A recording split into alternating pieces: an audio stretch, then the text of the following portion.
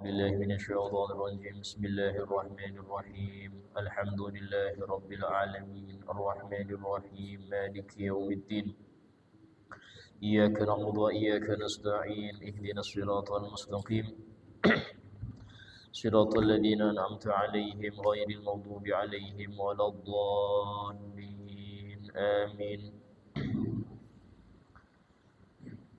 السلام عليكم ورحمة الله وبركاته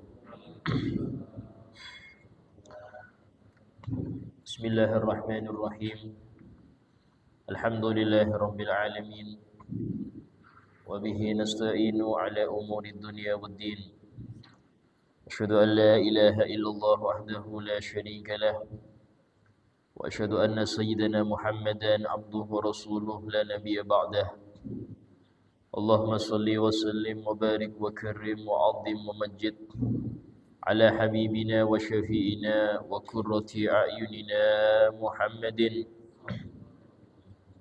وعلى آله وصحبه أجمعين سبحانك لا علم لنا إلا ما علمتنا إنك أنت العليم الحكيم رب اشرح لي صدري ويسر لي أمري واحلل عقدة من لساني يفقه قولي بجاه النبي وآله قال الله تعالى وقل رب زدني علما وقال رسول الله صلى الله عليه وسلم طلب العلم فريضة على كل مسلم وقال الإمام قطب إشهاد وصل بلاد العباد الحبيب عبد الله بن علوي بن محمد الحجاج رضي الله عنه ورضي عنا به ورحمه الله ورحمنا به ونفعنا به في الدارين آمين فإن عجزت عن شيء من ذلك فعليك بالرجوع إلى من أمرك الله بالرجوع إليه في قوله تعالى فاسألوا أهل الذكر إن كنتم لا تعلمون وأهل الذكر هم العلماء بالله وبدينه العاملون بعلمهم ابتغاء وجه الله تعالى الزاهدون في الدنيا الذين لا تلهيهم تجارة ولا بيع عن ذكر الله تعالى الداعون إلى الله على بصيرة المكاشفون بأسرار الله. Di seseorang ketika dia ini ingin mengikuti daripada apa yang ada di dalam Al-Quran atau hadis, maka hendaknya dia mempelajari, mendalami sendiri jika dia memang termasuk orang-orang yang memiliki kemampuan untuk itu. Ya, masih orang-orang yang dikhususkan yaitu para mujtahidin. Kalau memang kita tidak mampu demikian, dan rata-rata sekarang zaman ini tidak ada yang mampu untuk menggali sendiri, sehingga semuanya kita ini ngikut daripada ulama, dari apa yang sudah mereka pahami dan mereka telaah daripada Al-Quran dan hadis. Karena itulah bermadhab di zaman sekarang, bahkan jauh zaman dulu, itu hukumnya wajib. Tidak boleh orang itu lepas dari madhab, karena tidak ada yang mampu untuk menggali hukum Quran atau hukum hadis kecuali ulama yang mujtahid. Ulama mujtahid ini ulama yang memiliki kecerdasan di atas rata-rata, kemudian dia diberi oleh Allah pemahaman yang kuat di dalam Al-Quran dan hadis, serta memiliki ilmu-ilmu dalam menggalinya, dan mereka menghabiskan umurnya memang untuk itu, sehingga diakui daripada fadilahnya mereka ini oleh ulama di zamannya, bahkan ulama setelahnya. Nah, untuk mereka inilah yang bisa menggali. Kita yang belum bisa menggali wajib untuk ikutin salah satu dari mereka, seperti Imam Syafi'i, Imam Ahmad bin Hanbal, Imam Malik bin Anas, Imam Abu Hanifah, Nu'man bin Thabit. Nah, mereka-mereka inilah yang sampai sekarang madhabnya itu masih eksis, ya, dan banyak pengikutnya. Sehingga wajib setiap orang itu bermadhab dalam fikih. Bahkan tidak boleh seseorang itu menggali Quran sendiri, memahami sendiri tanpa ada ikatan dengan ulama terdahulu, tidak bisa. Yang ada malah timbulnya sesat. Bahkan kemunculan para orang-orang yang melenceng dari agama dari orang-orang yang seperti ini. Nganggap dirinya sudah paham sehingga dia membaca Quran, ngartikan sendiri, menggali sendiri, akhirnya muncul pendapat yang di luar daripada mayoritas ulama muslimin. Muncullah yang model-model gini, namanya aliran sesat di situ. Sehingga kalau memang nggak mampu, maka kembalilah engkau kepada orang-orang yang Allah perintahkan untuk kita bertanya pada mereka. Siapa itu? Yaitu dalam firman Allah, fas'alu ahla dzikri in kuntum la ta'lamun. Bertanyalah kepada ahlu dzikir kalau kalian memang tidak tahu. Ahlu dzikir ini jarang, ya. Karena nggak sembarangan. Bukan cuman ahli fikih, tidak. Bukan cuman ahli tauhid atau ahli tafsir, ahli hadis, tidak. Itu tidak cukup. Tapi ahli dzikir di sini diartikan hum al ulama billah. Ulama yang mengenal Allah. Artinya ulama yang sudah nyampe level ma'rifat. Wa bidinih, dan mengerti akan seluruh seluk-beluk agama ini. Artinya fikih dia paham, tafsir dia paham, hadis dia paham, tauhid dia paham, tasawuf dia paham, ya, seluruh seluk-beluk agama ini dia paham. Gak cukup itu, al-amiluna bi ilmihim, dia mengamalkan dengan ilmunya. Kalau hanya gelar-gelar, oh ini profesor, ini doktor, gak cukup, ngamalkan gak? Oh ini kiai, kiai itu kan gelar dari masyarakat, ya. Ustadz itu gelar dari masyarakat, sehingga tidak bisa jadikan patokan. Tapi dilihat dulu kayak apa amaliyahnya, ilmunya bagaimana. Itu gak cukup dengan beramal, harus ibtigha'a wajhillah, hanya mengharap ridho Allah. Mengamalkannya itu ikhlas, tidak ada maksud duniawi, gak ada pengen dikenal, gak ada pengen viral, tidak ada pengen punya pengaruh kuat, tidak ada pengen harta dan sebagainya. Memang murni mengamalkannya itu karena Allah. Ciri-cirinya apa? Ciri-cirinya tersembunyi. Ciri-cirinya mereka kalau orang yang ikhlas itu tersembunyi. Kalau memang Allah pengen membuat dia terkenal, Allah akan mengenalkannya. Tapi kalau ada orang pengen dirinya terkenal, yang seperti ini tidak baik. Nah, sehingga kalau kita mengetahui, Ustaz, banyak ulama-ulama yang terkenal, kalangan habaib, kalangan kiai, itu bisa jadi Allah memang memperkenalkan mereka tanpa di hatinya pengen terkenal. Di hatinya nggak ada niat terkenal, tapi memang Allah sudah mengizinkan mereka untuk dikenal. Kenapa? Karena sebagai mercusuar di dalam kegelapan, harus ada yang muncul untuk menerangi, itu harus ada. Nggak cukup itu. Mereka nggak cukup hanya mengamalkan, tapi juga az-zahiduna fid dunya. Mereka betul-betul zuhud di dalam dunia ini. Arti zuhud di sini tidak ada kecintaan dunia di hatinya.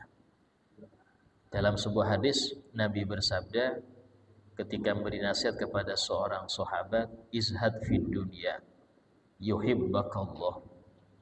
Zuhudlah engkau akan dunia, niscaya Allah akan mencintaimu. Artinya jangan ada keinginan cinta untuk dunia, jangan. Loh Ustaz, berarti tidak kerja? Bukan. Kerja itu karena kita butuh dunia. Ada perbedaan, ya.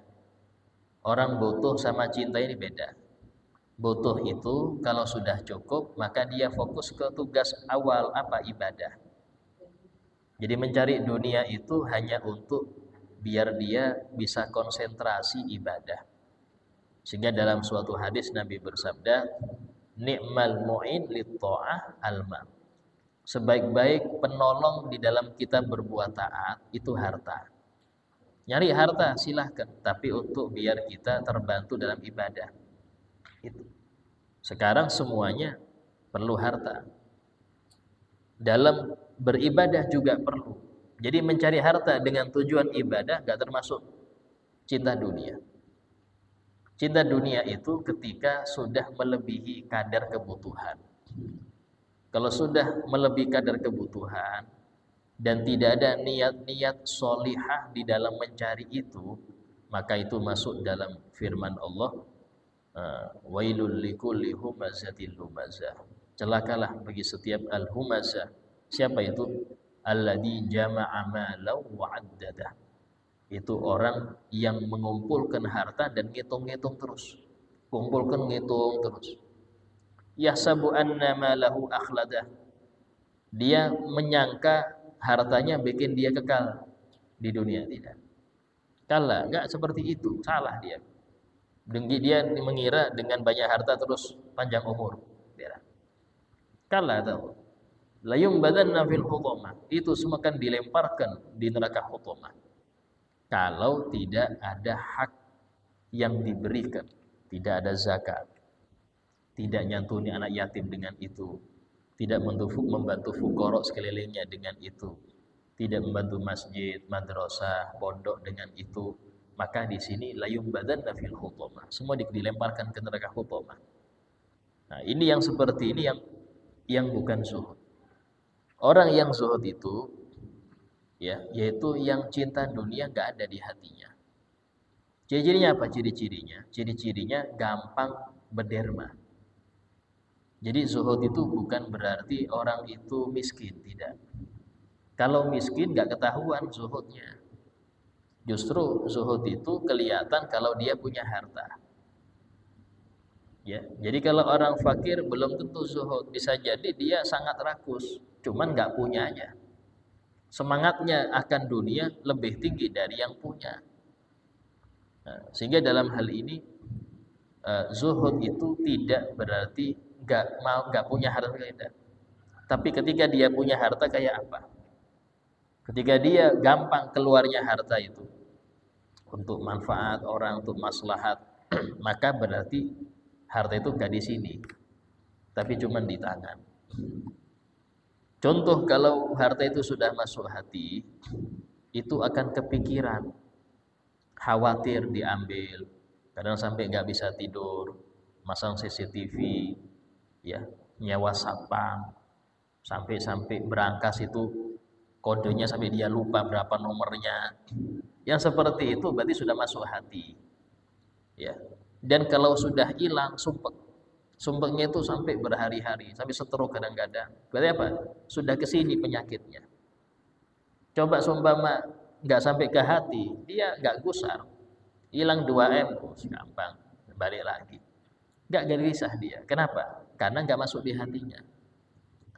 Contoh paling simpel orang yang cinta dunia itu kolektor HP, kolektor mobil. Dia butuh mobil cuma satu. Kenapa kok mau koleksi? Karena sudah cinta, jatuh cinta dengan mobil. Padahal yang dia butuhkan cuma satu. Gak mungkin dia pakai 2 mobil sekaligus, itu gak mungkin. Sehingga dalam hal ini cintanya mobil sudah masuk di hati. Ya, ada cinta HP, cinta ini, itu semua sudah demikian. Nah, cinta dunia itu kata Nabi, hubbud dunya ra'su kulli khati'ah. Cinta dunia itu pangkal semua maksiat. Orang bisa mutus silaturahim karena cinta dunia. Orang bisa menghalalkan yang haram karena cinta dunia. Orang bisa gak mau zakat karena cinta dunia. Orang bisa pelit untuk nafkah karena cinta dunia. Banyak maksiat yang dikarenakan ini banyak. Mau berbohong dia, mau menipu, mau buka aurat karena dunia tadi, terlalu cinta tadi. Ya, dan tidak pernah puas.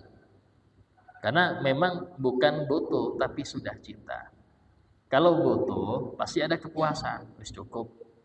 Qanaah istilahnya, yang sudah cukup, walas. Fokus ke ibadah. Tapi kalau yang dia masih lanjut terus, ya, nggak ada apa, nggak ada puasnya, ini khawatir masuk ke situ.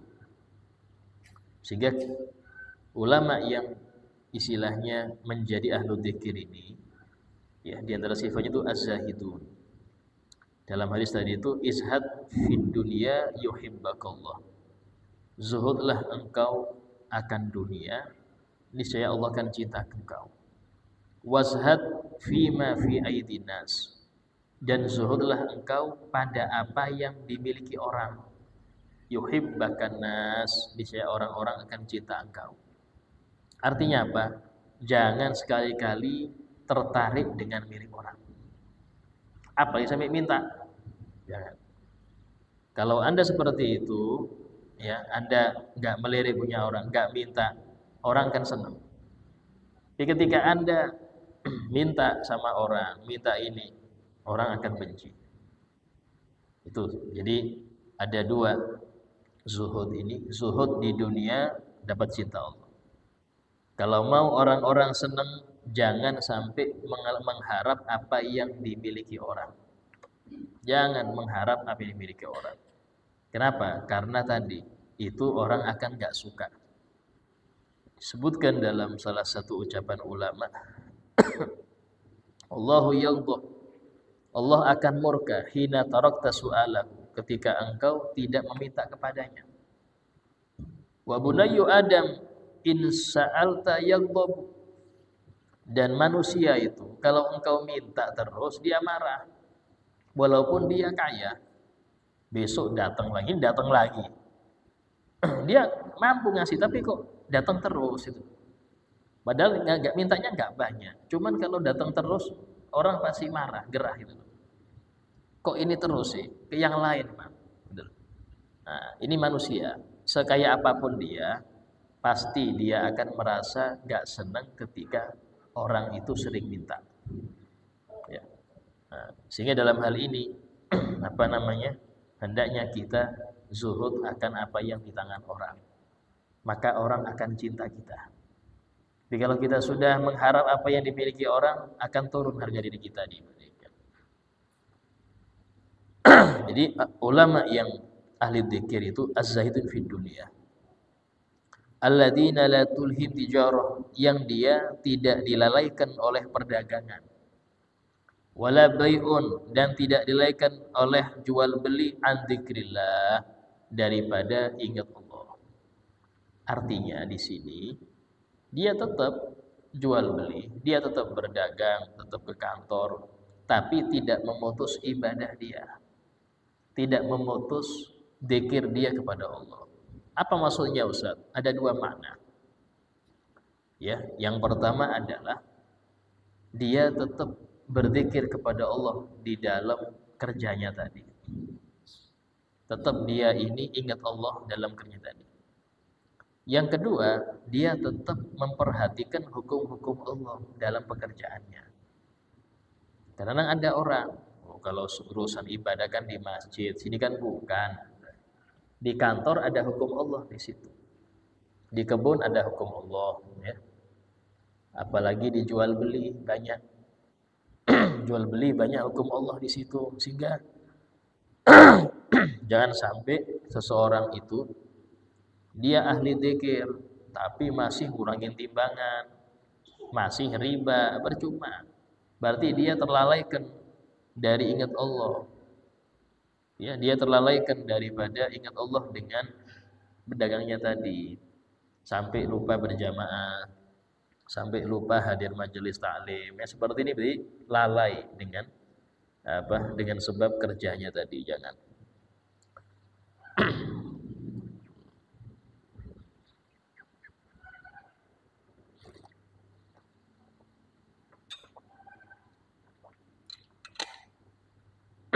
Kemudian kayak contoh Habib Idrus bin Salim Al-Jufri. Habib Idrus bin Salim Al-Jufri, pendiri Al-Khairat yang di Palu. Gelarnya guru tua. Guru tua. Ya, Habib Salim bin Idrus, Habib Idrus bin Salim Al-Jufri. Itu beliau pedagang. pedagang. Tapi sampai zuhur aja. Habis zuhur ngajar. Zuhur ngajar, asar ngajar, malam majelis.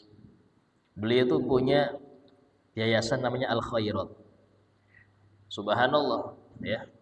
Dengan sebab beliau itu punya koneksi banyak, itu bikin Al Khairat, namanya majelis yayasan Al Khairat itu di Palu itu sampai ratusan di masa beliau. Ini namanya orang yang tidak terganggu dengan dunianya. Bahkan dunianya diatur dia. Walaupun orang ini ada keuntungan besar, tapi sudah sampai zuhur aja kerja. Habis zuhur ngajar. Malamnya pengajian. Besok pagi baru belajar lagi. Seperti ini orang-orang yang masuk ayat ini. Orang-orang yang perkasa, yang mereka ini tidak terlalaikan dari Allah dengan kerja mereka. Kita banyak lihat kadang ada orang ke kebun aja sampai nggak sholat zuhur. Alasannya malas mau balik rumah. Nanti kalau balik rumah nggak berangkat lagi. Padahal sholat zuhur bisa di kebun. Ada yang nambang intan. Area itu berjam-jam itu di lubang, di gua itu. Nyari intan, nyari. Ini nggak sholat dia. Barangnya. Belum yang kerja tambang yang masuk ke dalam HD itu. Kadang-kadang nggak sholat. Yang seperti ini terlalaikan. Ya, terlalaikan. Sehingga seberapa besar sih gaji dia. Ya, kalau dia sampai nggak sholat ini rugi betul. Kenapa? Karena dalam masalah meninggalkan sholat itu, ya, para sahabat itu sempat mempersisihkan hukumnya ini murtad apa enggak, itu aja. Kalau dosa besar sudah pasti, tapi murtad apa enggak, di situ khilafnya. Untuk orang yang enggak sholat, kalau enggak puasa, enggak zakat, itu enggak berani mereka menghukumi murtad. Tapi urusan sholat ada yang mengatakan murtad. Kenapa? Dengan sabda Nabi. Itu sabda ahduma bainana wa bainahum as-shalah. Perbedaan kita dengan orang kafir cuma sholat. Faman tarakaha faqad kafar. Yang meninggalkan sholat langsung kafir. Ini sabda Nabi. Walaupun dalam hal ini sama ulama, sebagian ulama ditakwil. Itu bagi yang menghalalkan, bagi yang mengatakan gak apa-apa gak sholat baru kafir. Tapi yang masih merasa iya dosa gak sholat ini, tapi tetap gak sholat dia, tahu ini dosa tapi gak sholat, itu pendosa besar. Pendosa besar. Apalagi sampai mengatakan enggak apa-apa Ustaz enggak sholat, yang penting pikir, itu murtad, keluar dari Islam. Sehingga kalau dia enggak tobat sampai wafat, itu enggak boleh disolati. Ya, walaupun namanya Islami, walaupun enggak boleh disolati, enggak boleh dikubur di kubur muslim. Dimandikan boleh ya. Boleh, bukan wajib. Dikafani ya boleh. Ya, dikubur silahkan, tapi kubur muslim tidak boleh. Kalau dia memang di hidupnya sudah dikenal memang membolehkan orang enggak sholat, menghalalkan orang meninggalkan sholat, yang seperti ini murtad. Kecuali kalau sudah jelas dia bertobat beberapa waktu sebelum wafat, baru kita hukumi Islam ya. Kalau saya meninggal demikian enggak dapat. Dan ini hukum muktamad, istilahnya nggak ada khilaf ya antar ulama. Nah, kemudian ad-da'una ilallah ala basirah, yang mengajak orang untuk menuju Allah, yaitu mengenal syariat Allah. Ala basirah, dengan ilmu. Kadang ada orang dakwah tanpa ilmu nggak bisa, harus dengan ilmu. Ya. Sehingga dalam hal ini syaratnya dai itu dia harus berilmu dulu, mengamalkan dulu. Istilahnya jangan nyodorkan makanan ke orang sebelum Anda cicipin dulu enak apa enggak. Anda belum nyicipin kasihkan ke orang, jangan. Siapa tahu rasanya enggak enak. Cicipin dulu, rasakan dulu. Anda rasakan sudah nikmat, enak, serahkan ke orang. Artinya apa? Kalau ada ilmu, amalkan dulu. Baru setelah itu kasih tahu orang. Ya. Sehingga di dalam ucapan Imam Ghazali mengatakan, jika engkau ingin menasihati orang, maka nasihati dirimu dulu. Kalau diri Anda itu sudah ngambil nasihat itu, sudah nurut, silahkan ajak orang, nasihati orang, akan masuk itu. Kenapa? Karena kita dulu yang harus mempraktekkan. Bahkan Nabi SAW itu pernah ketika beliau itu mau umroh dengan ratusan sahabat, itu dicegat di daerah namanya apa lupa sekitar. Ada dicegat di luar Mekah sama orang Quraisy. Nggak boleh umroh, tahun depan umrohnya. Dan Nabi waktu itu nurut, ya sudah, karena perjanjian sudah, ya sudah. Tahun depan ya, iya. Hanya beliau nyuruh untuk ayo semua tahallul. Tahallul. Ini Sayyidina Umar datang, ya Rasulullah, kita ini pasukan banyak. Sampean bilang aja sudah maju semua ini pasukan. Kata beliau, ya Umar, aku ini utusan Allah, bukan kemauan diriku ini.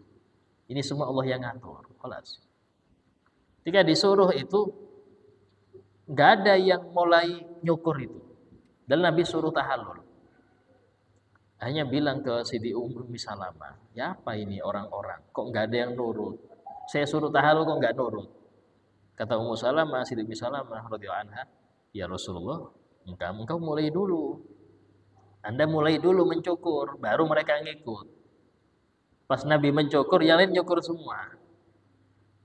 Nah, di sini penting untuk seorang itu dia mulai dulu, baru menyuruh, karena lebih menancap ke hati. Walaupun itu bukan suatu kewajiban. Kalau setiap orang tidak boleh ngajak kecuali bersih dulu, maka nggak ada yang dakwah kecuali para nabi. Kadang ada orang sampeyan masih jarang tahajud ngajar, sampeyan itu bisikan setan. Kenapa? Karena di antara mengamalkan ilmu yaitu ngajar. Kita berusaha untuk mengerjakan yang wajib, meninggalkan yang haram, berusaha. Kalau semua harus sempurna, kapan bisa ngajar? Kalau nunggu sempurna, nggak ada yang bisa ngajar, nggak ada yang bisa ngajar, Pak. Kenapa? Karena termasuk amal ilmu itu ngajar. Ya, dan dia menyesal, ya Allah, kapan saya bisa ngamalkan? Tapi saya harus memberitahu. Kalau nggak memberitahu, kita kena siksa. Kenapa? Menyembunyikan ilmu. Nah, itu diantara yang harus diperhatikan, namanya ala basirah di sini.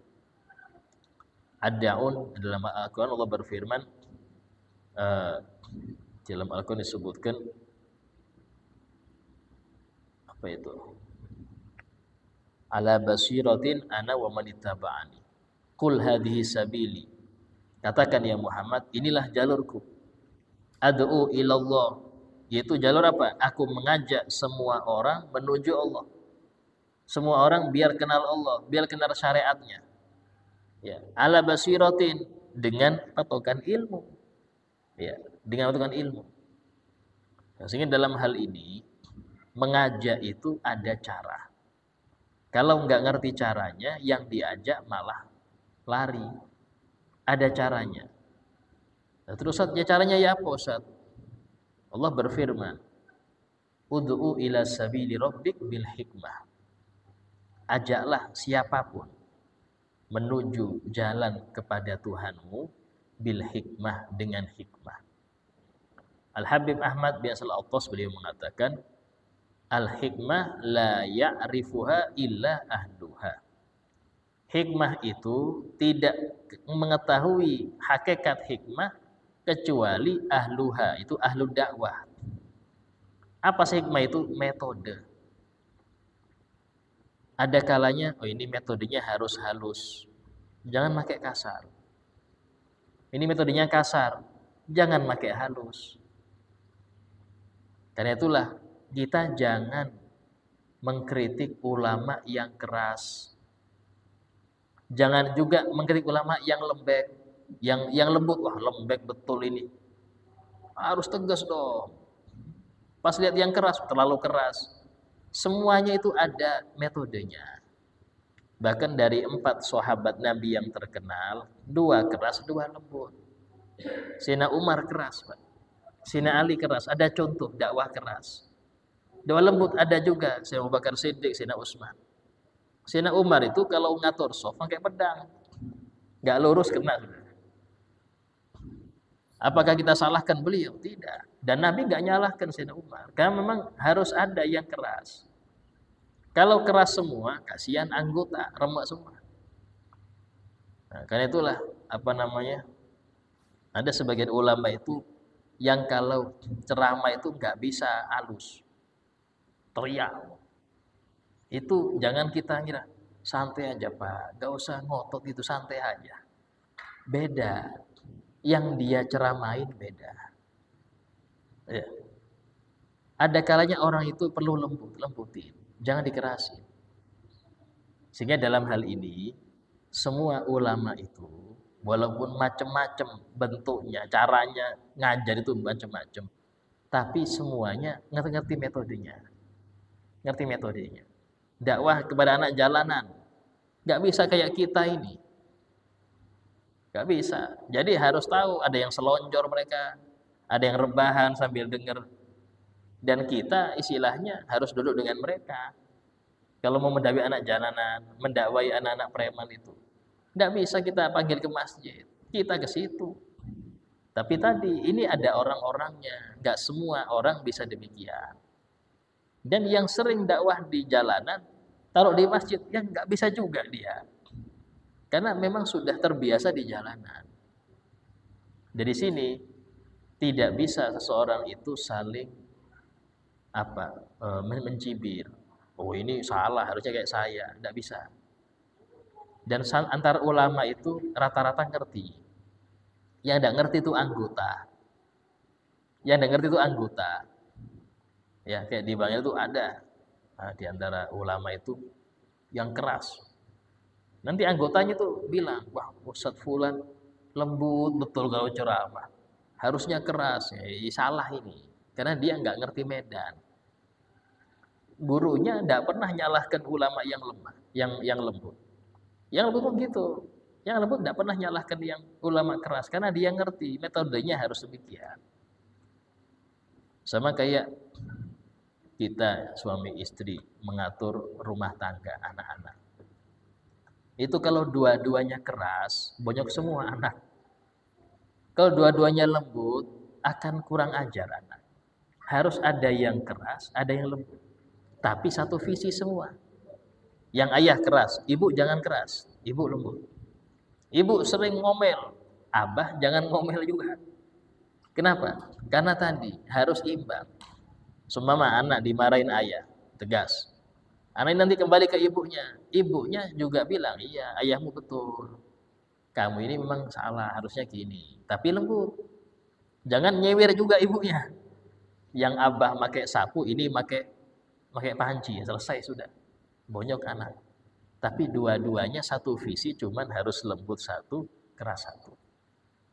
Di masa Sayyidina Abu Bakar Siddiq menjadi khalifah, beliau ini keras, lembut. Sayyidina Abu Bakar Siddiq lembut. Panglima perangnya harus yang keras. Siapa? Khalid bin Walid. Khalid bin Walid keras.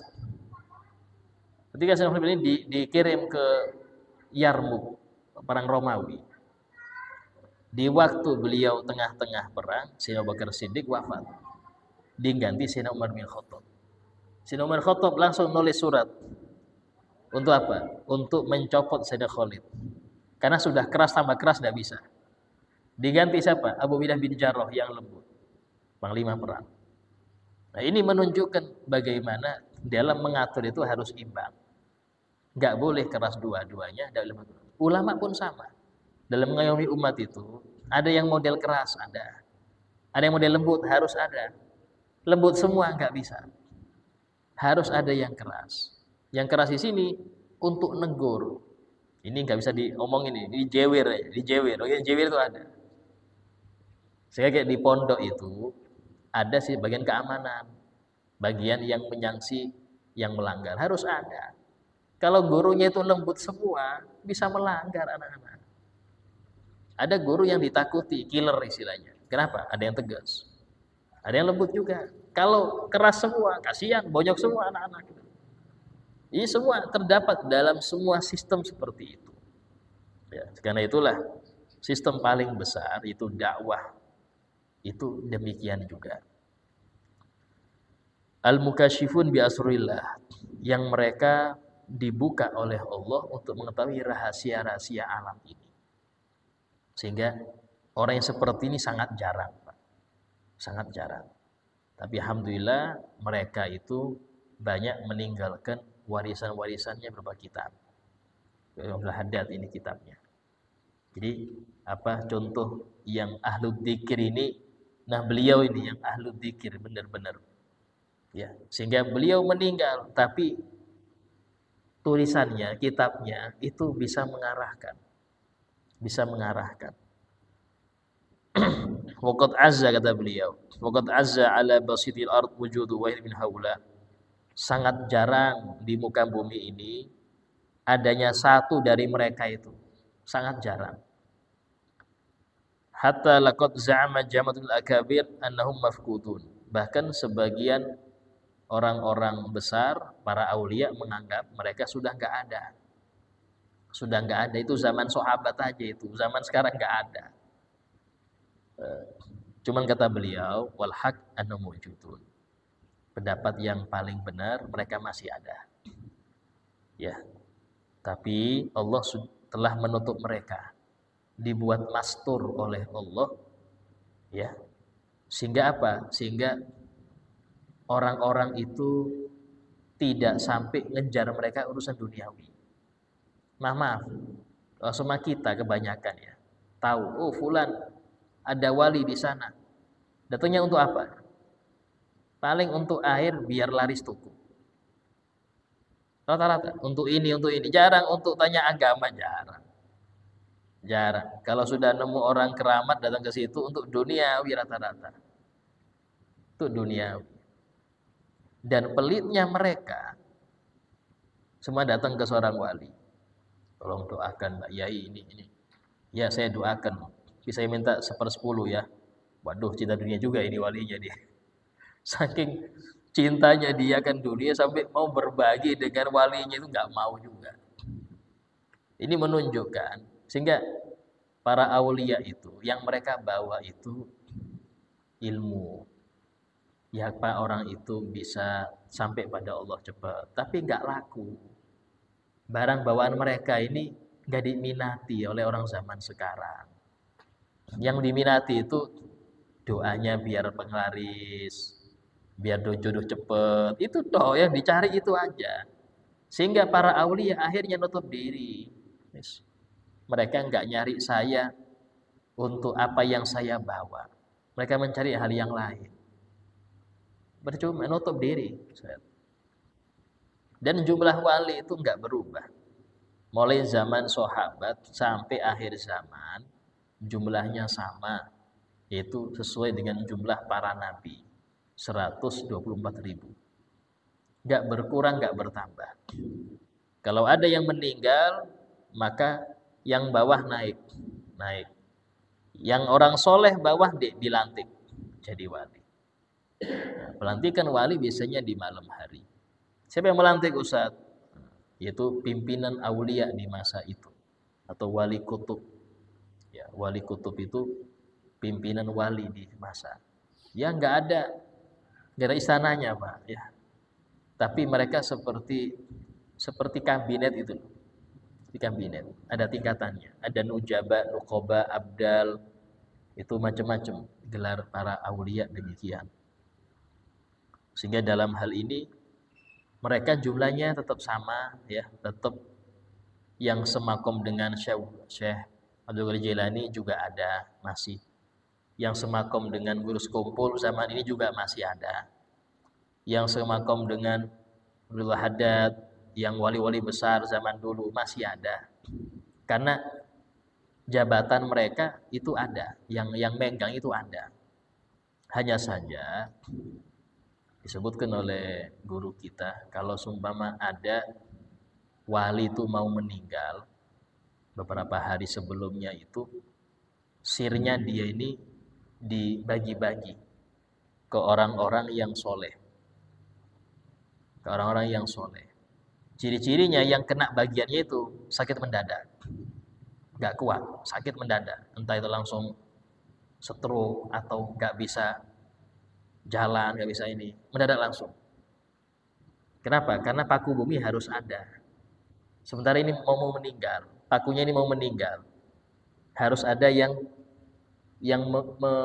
menanggung beban itu. Gitu. Kalau dikasih satu orang meninggal dia, tidak kuat, dibagi-bagi. Sampai ada salah satu yang cocok menjadi jabatan itu baru dikasihkan itu semua. Nah, seperti itu.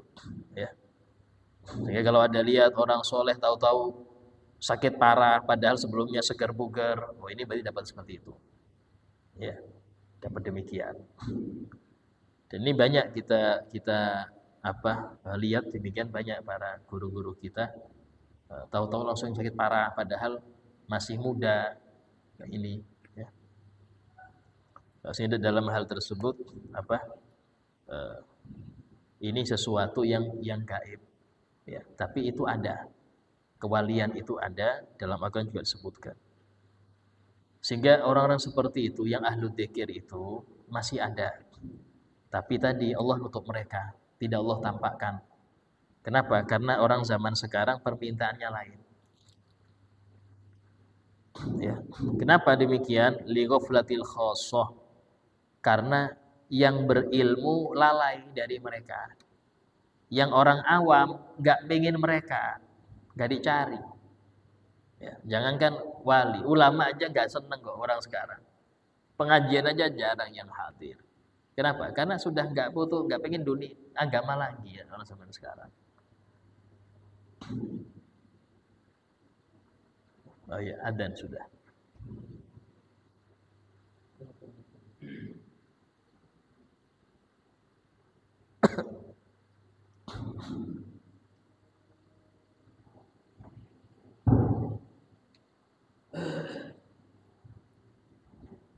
Allahu Akbar,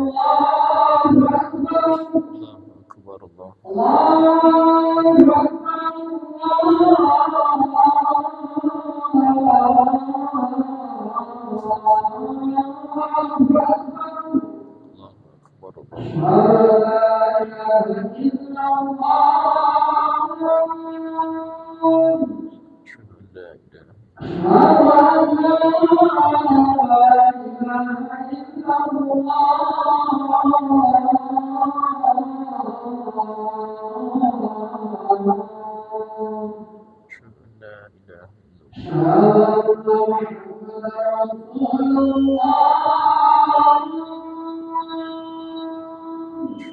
Muhammadur Rasulullah.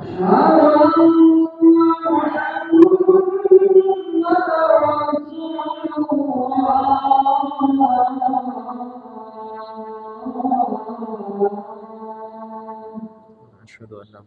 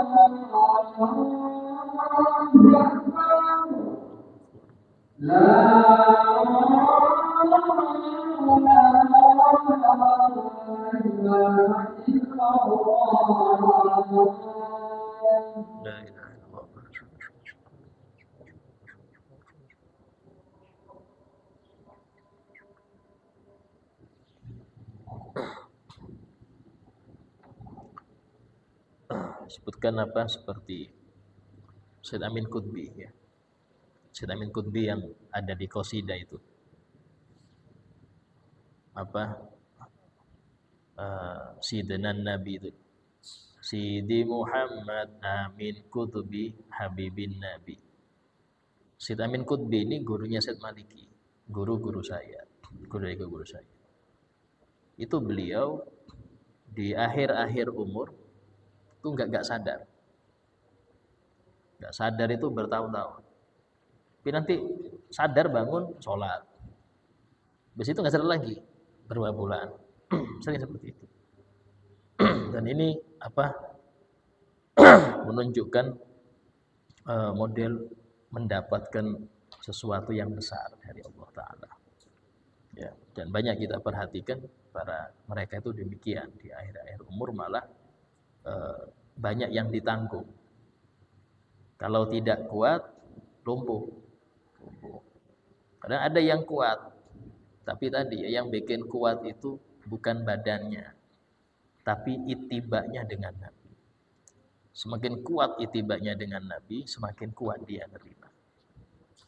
Ya, semakin kuat. Istilahnya itu itibaknya macam-macam. Itibak dalam sunnah-sunnah, dalam kewajiban. Tidak pernah meninggalkan qobliyah ba'diyah, semua bacaan-bacaan itu dia baca. Ya, itu yang seperti itu kuat dia itibak. Dan kalau mendapat sir itu akan kokoh. Ya, tapi kalau yang enggak kuat biasanya nggak lama wafat. Dan wafatnya baik, husnul khotimah. Bisa jadi karena doa dari guru-guru ya. Sehingga mereka ini diizinkan untuk mencicipi itu walaupun sebentar. Dicicipin jadi wali walaupun sebentar. Imam Nawawi itu menjadi wali kutub 3 hari aja, habis itu meninggal. Imam Nawawi banyak umurnya 40 tahun aja. Imam Ghazali seminggu meninggal. Kenapa? Karena tadi pertama bukan kan nggak kuat, karena bukan dzurriyyat Nabi. Kalau bukan dzurriyyat Nabi nggak lama. Yang biasanya kuat lama itu dzurriyyat. Karena darah Nabi ada di tubuh mereka, kuat. Jika selain dzurriyyat Nabi nggak lama itu, nggak awet. Itu yang saya perhatikan dalam kitab seperti itu. Semoga kita mendapatkan keberkahan mereka sehingga membaca daripada sahih sirah mereka. Kata beliau, faman talabahum, barang siapa yang benar-benar mencari mereka, pengen ya Allah, pengen ketemu dengan mereka ini, pengen benar-benar, dan dia harus mempersiapkan hatinya, sebab hati harus bersih. Kalau pengen temu dengan mereka itu hati harus bersih. Tidak boleh ada benci ke orang, nggak boleh ada hasud, ada sombong, nggak boleh. Benar-benar dia akan ketemu. Ya, dia akan ketemu. Walaupun itu nggak lama. Sehingga dikatakan di sini dalam hadis Nabi SAW bersabda, la tazalu ta'ifatun min ummati, senantiasa satu kelompok kecil dari umatku itu dhahirina alal haq, akan menampakkan kebenaran. Kebenaran di masa sahabat itu akan terus tampak. Walaupun zaman sekarang sudah banyak yang nganggap itu dongeng lah, inilah. Ya, di mana kalau kita lihat masa sahabat itu sampai-sampai alat untuk melembutkan gandum itu nggak ada sahabat yang punya, karena mereka nggak ada yang ngurus makan enak. Gandum itu kan keras ya, karena cuma dipukul aja, gepeng, goreng sudah, atau direbus itu dimakan. Kita enggak, digiling dulu jadi tepung. Itu kata sahabat Sahal As-Sa'idi, Sa'ad bin Sa'ad As-Sa'idi, itu bid'ah, hal yang baru. Masa sahabat nggak ada. Masa sahabat itu nggak ada yang ngurus pengen mangan enak, itu nggak ada. Makan enak. Yang ada sih yang penting bisa makan, yang penting istilahnya terisi, selesai. tanpa harus ngurus ini apa, biar lembut, apa, biar gini. Nah, itu, ya. Sehingga disebutkan oleh Nabi, senantiasa kelompok kecil dari umatku itu masih menampakkan yang hak. La yadurruhum man nawahum, tidak membahayakan mereka orang-orang yang memusuhi mereka. Artinya, walaupun yang musuh mereka banyak, yang berseberangan banyak, yang kontra banyak, tetap ada orang yang seperti ini, menampakkan kebenaran terus. Sampai kapan? Hatta ya'tiya amrullah, sampai datang hari kiamat. Kalau sudah datang hari kiamat, berarti sudah meninggal semua. Karena itulah tidak terjadi kiamat kecuali manusianya kafir semua. Itu setelah terbit matahari dari barat, ketika tobat gak diterima lagi, Islamnya orang kafir gak diterima lagi, syahadatnya gak diterima. Sehingga itu nanti ada angin dari arah Yaman, angin semilir, yang dia melewati setiap ketiak orang yang beriman. Dia waktu itu langsung ngantuk dia, tidur gak bangun lagi. Itu akhir daripada orang beriman di dunia, habis. Nah, baru itulah terjadi yang rusak-rusak terus. Sampai nggak ada yang kenal Allah. Nama Allah aja nggak dikenal sudah. Nah, baru kiamat. Tapi jangan dikira itu masih lama ya. Karena Allah bisa kun fayakun. Bisa dalam sekian tahun bisa terjadi itu. Jangan dikira, oh masih lama Ustaz. Islam masih banyak, oh jangan kira. Kalau bilang kun fayakun, cepat aja. Ya. Alhamdulillah. Untuk paripurna majelis, ada yang mau bertanya, silahkan tanyakan. Yang fikih mungkin. Assalamualaikum. Sholat berjamaah. Iya. Misalnya saya ada terlambat datang, lalu pas takbiratul ihram ikut imamnya ruku, kita nggak sempat baca surat Al-Fatihah.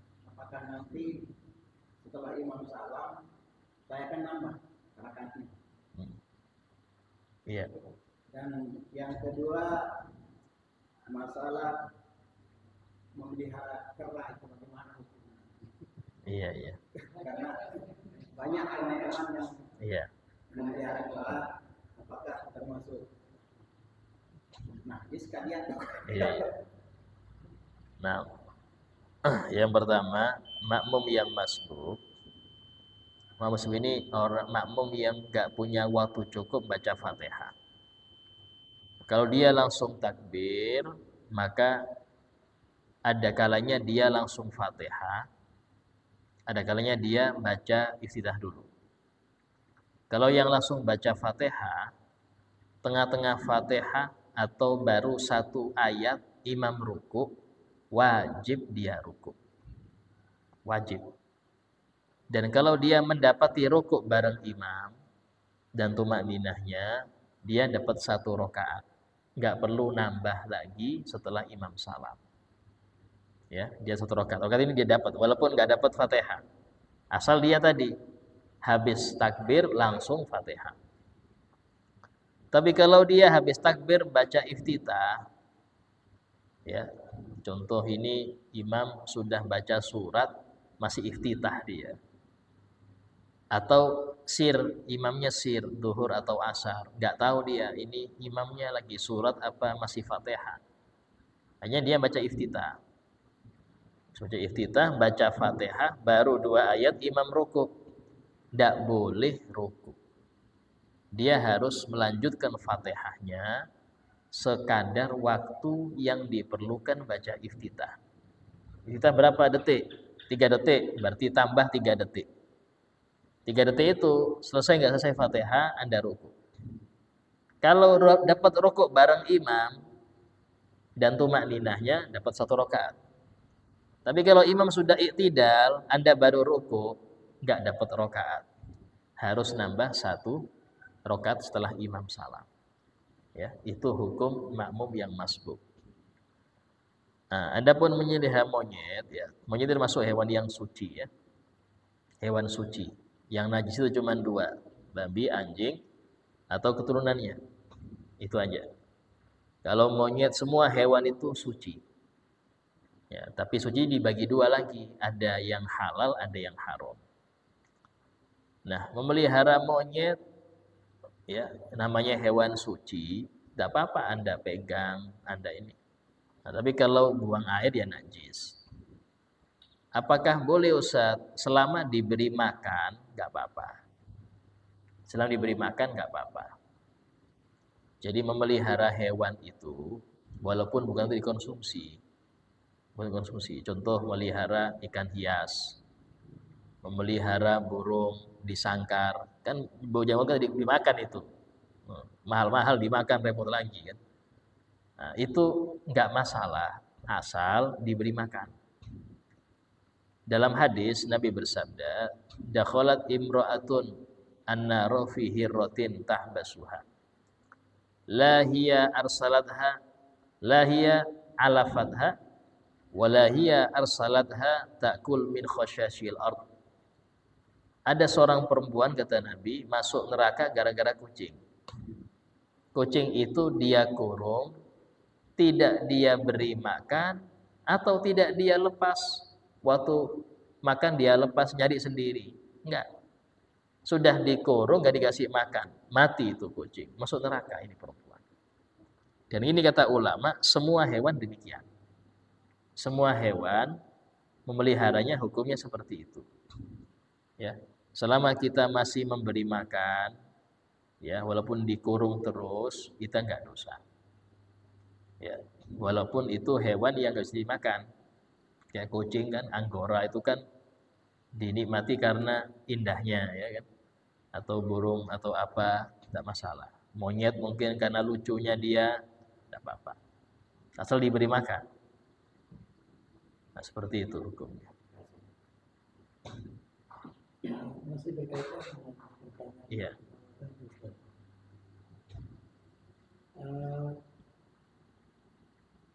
Kadang-kadang ada yang kita lihat bahwa mereka ngejar, memang dia masjid. Iya. Jadi begitu sampai di bangsa Allah Akbar karena kesusul tanpa tumanina, Allah Akbar langsung tidak. Kalau kita perhatikan gerakan itu tanpa tumanina, jadi mereka Allah Akbar langsung itu. Dan kadang-kadang antara rukunya imam ini hanya perbedaan tukar menukar.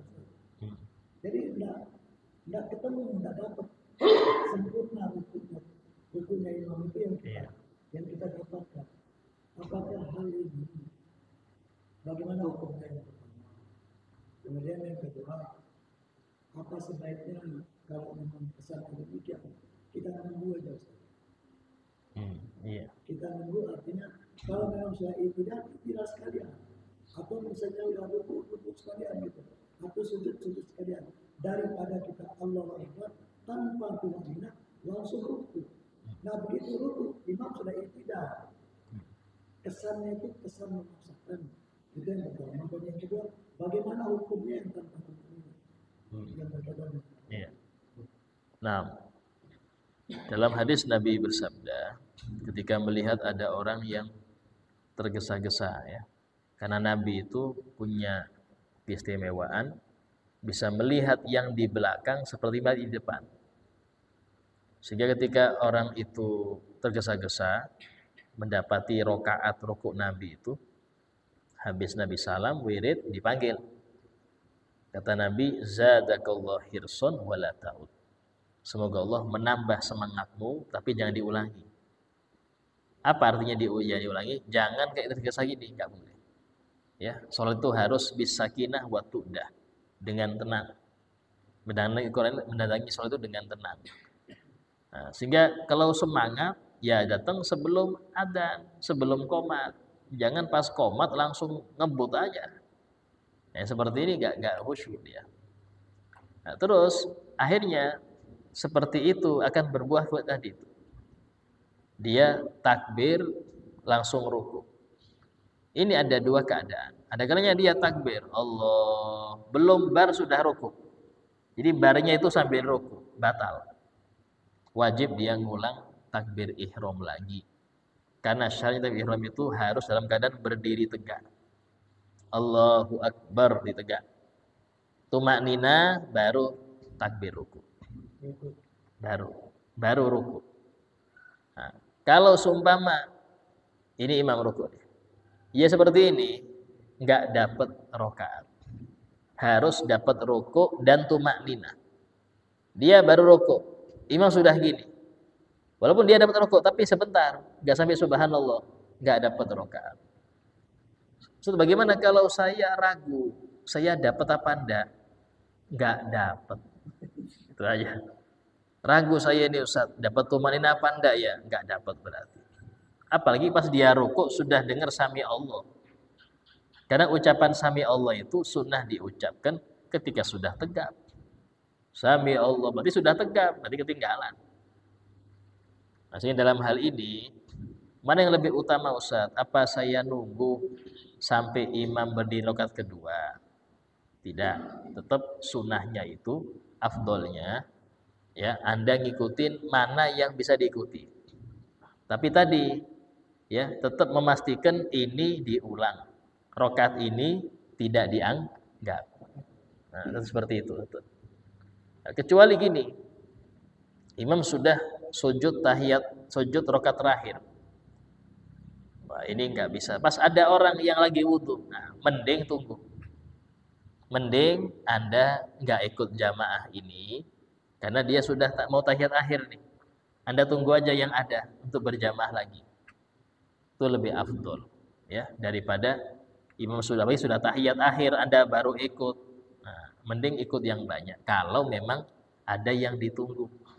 Ya, kalau nggak ada yang ditunggu, maka afdolnya ngikut. Kalau nggak sempat, cari yang masbuk. Ada nggak yang masbuk situ? Ikuti yang masbuk. Dan tidak sunnah sama-sama masbuk, tahu-tahu berjamaah lagi. Karena ada sebagian orang itu. Ini dua orang sama-sama masbuk nih. Tahu-tahu dua ini berjamaah. Ngapain? Sudah dapat 27 kok jamaah lagi. Ya usah. Ya, akhirnya nanti ada yang mundur lah, ada yang gini, repot. Wis, sudah 27 selesai. Tidak perlu berjamaah lagi. Nah, seperti itu ya dalam konteksnya. Yang lain? Yang berkaitan dengan apa? Iya. Ada tetangga anjing. Jadi anjing ini kadang-kadang ke rumah tetangga, tapi gurunya. Ini kadang-kadang datang ke rumah tetangganya. Jadi dia otomatis membedakan yang melihara ya kesel kan. Iya. Pada anjing itu yang karena kan binatang itu otomatis bakal kita kritik. Cuma tidak terjadi seperti itu. Iya. Nah terus hukum yang melihara ini bagaimana itu? Iya. Kita pelihara yang liar tempat orang lain. Iya. Nah itu satu yang kedua ayam. Dia melihara ayam, tetapi ayam itu besar di tetangganya. Nah, bertelur di situ, berada di situ, besar baru besarnya mau diambil. Nah itu gimana itu? Iya. Jadi memelihara anjing itu makruh, ya makruh. Bahkan disebutkan malaikat rahmat tidak masuk di rumah yang itu ada anjingnya.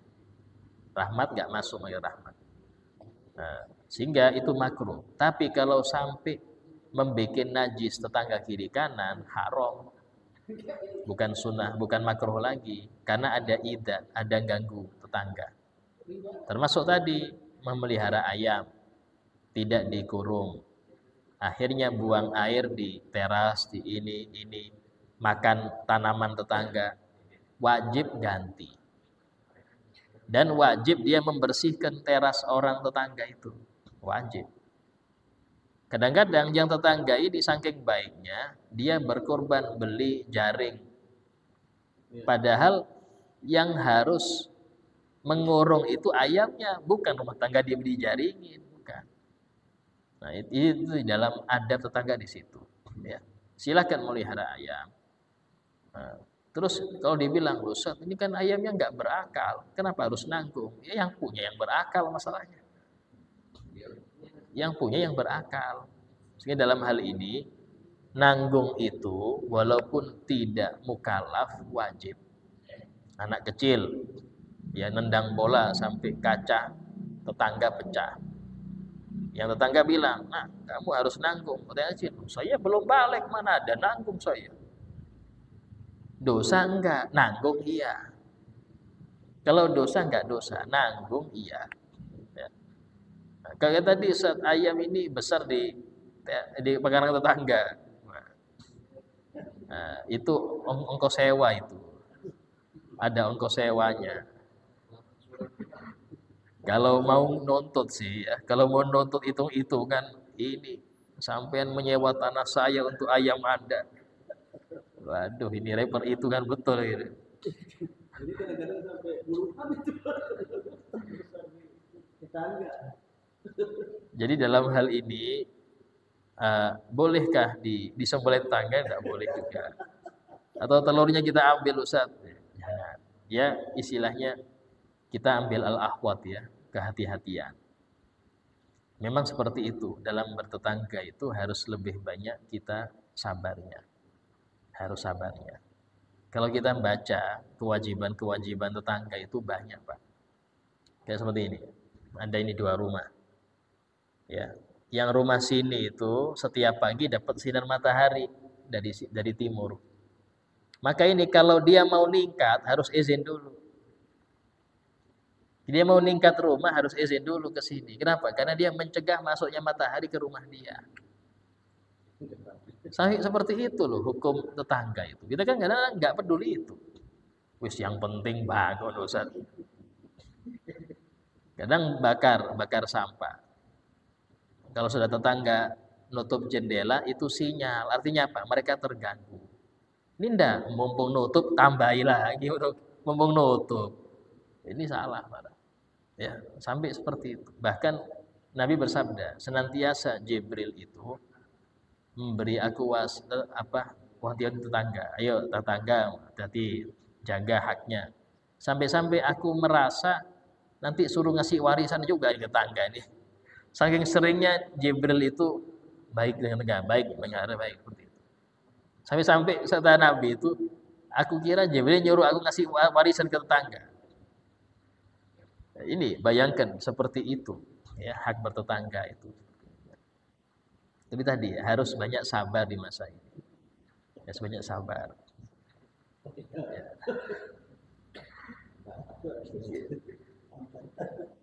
Ya. Nah, satu lagi nih Pak, karena ini ya. lama sudah terpikir kejadian ini dari sudah lama. Nah, kembali tadi berkaitan dengan metode atau trik ulama untuk menyampaikan dakwahnya di suatu masyarakat. Ya, masyarakat sesuai dengan kondisi tempat. Nah, sering kita ini mohon maaf, kadang-kadang gregetan, kadang-kadang itu besar.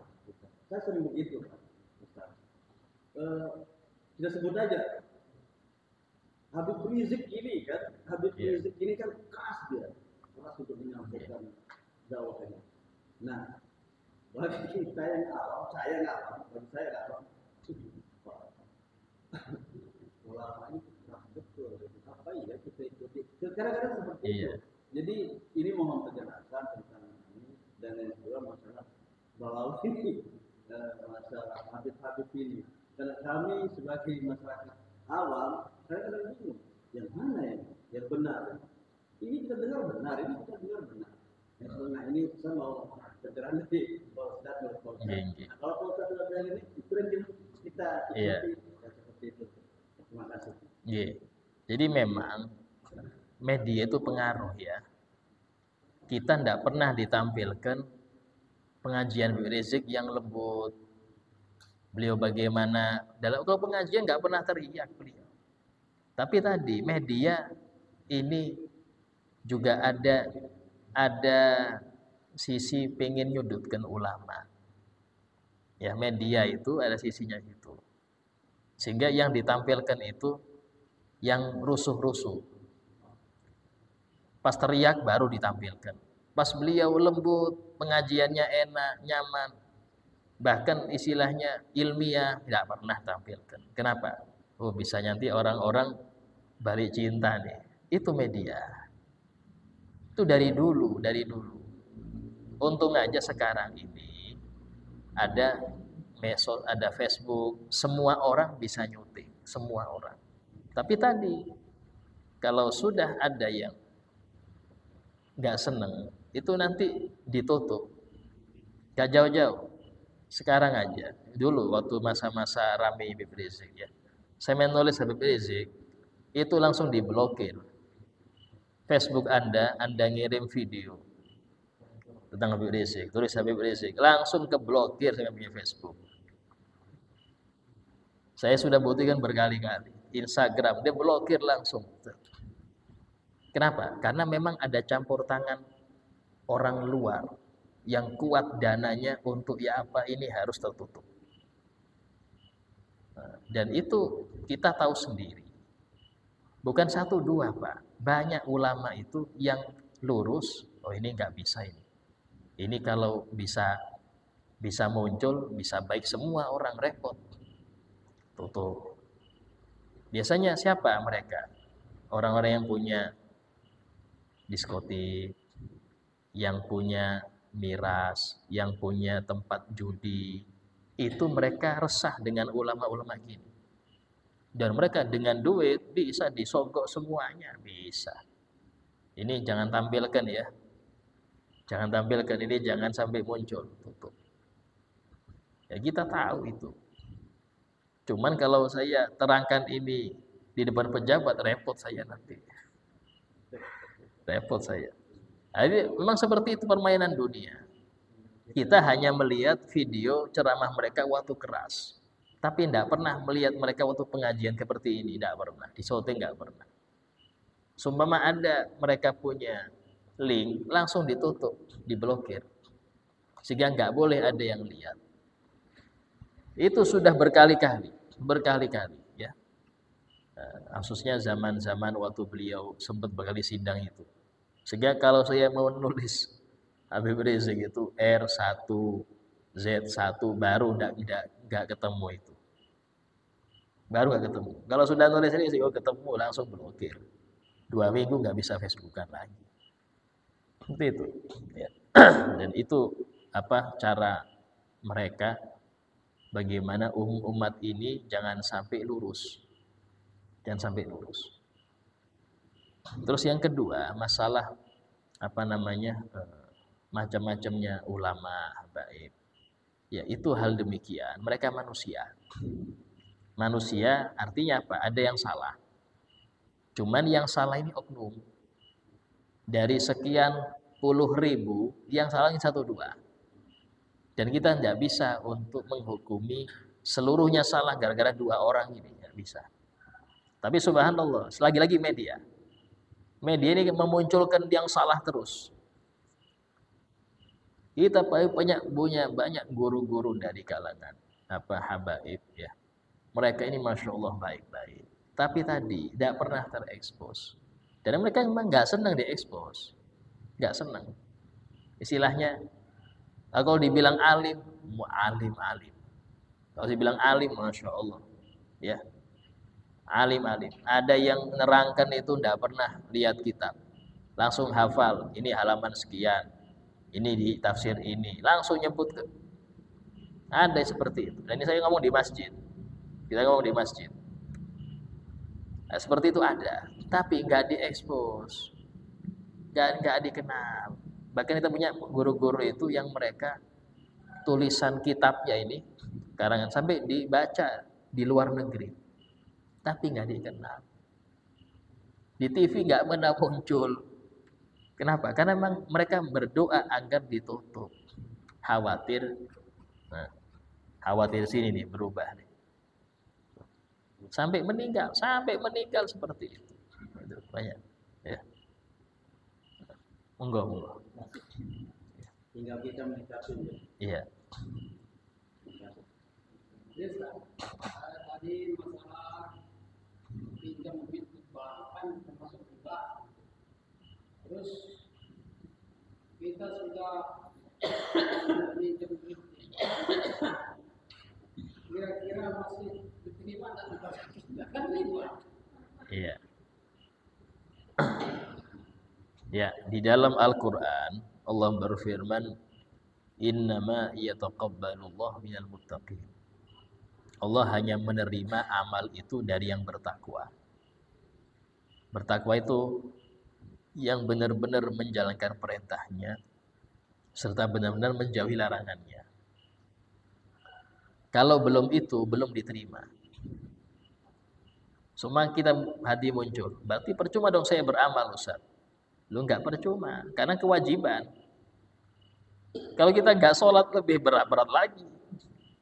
Sholat kita itu biar nggak masuk neraka itu aja. Kalau untuk masuk surga terlalu jauh lah. Tapi tadi yang pasti kalau Anda nggak masuk neraka berarti ke surga itu aja. Cuma kalau surga yang tinggi, wah terlalu besar harapan. Ya yang penting ekonomi enggak apa-apa lah kasih ekonomi kan. Teras-terasnya enggak apa-apa. Yang penting enggak di neraka itu aja. Pokoknya kata guru saya mengatakan, kita beramal yang penting iskotul wajib, bukan yang wajib aja. Kita beruntung ketika meninggal itu kayak lahir, apa? Enggak ada pahala. Tapi enggak ada dosa. Tidak apa-apa, nggak ada pahala, tapi nggak ada dosa, kayak lahir. Itu yang beruntung orang seperti itu. Kadang banyak orang ngamalkan sunnah banyak, tapi dosanya lanjut juga itu. Yang seperti itu dia akan mendapatkan pahala tadi waktu di surga. Cuma karena dosanya banyak di neraka dulu. Nah, mending mana kita? Ayo, kalau dikasih pilihan, dosa banyak tapi amal baik banyak. Sama dosa nggak ada, tapi yang wajib aja yang dikerjakan. Milih kedua, karena yang penting nggak neraka itu aja. Karena kenikmatan terbesar di akhirat itu ampunan. Ampunan. Kalau sudah Allah ngampuni, selesai sudah. Aman. Pahala banyak, tapi dosa banyak, tuntutan lagi, nggak bisa. Ya, sehingga dalam hal ini penting, paling afdolnya itu tidak maksiat. Paling nggak maksiat, paling afdol amal nggak maksiat. Apa maksiat itu, Ustaz? Meninggalkan yang wajib, mengerjakan yang haram, itu maksiat. Yang penting dua ini aman Anda.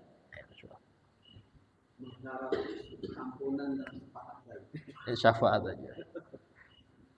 Insyaallah, alhamdulillah, semoga apa yang kita dapat menjadi penyebab kita mendapatkan taufik dari Allah Ta'ala dan menjadi kita orang-orang yang senantiasa istiqamah berkumpul dengan ahli istiqamah yaumul qiyamah. Ala hadiniyah wa kulli niyatin shalihah. Al-Fatihah.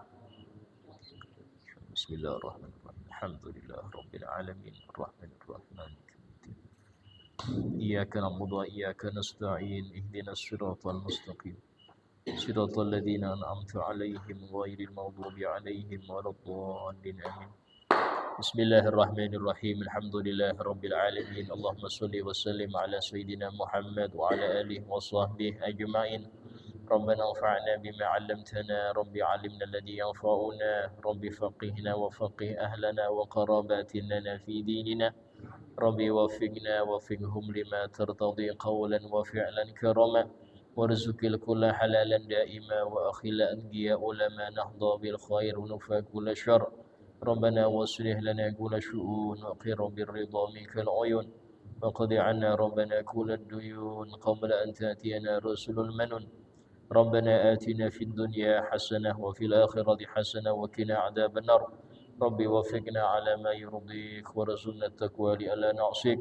Wa sallallahu ala sayyidina Muhammadin wa ala alihi wa sallam walhamdulillahi rabbil alamin.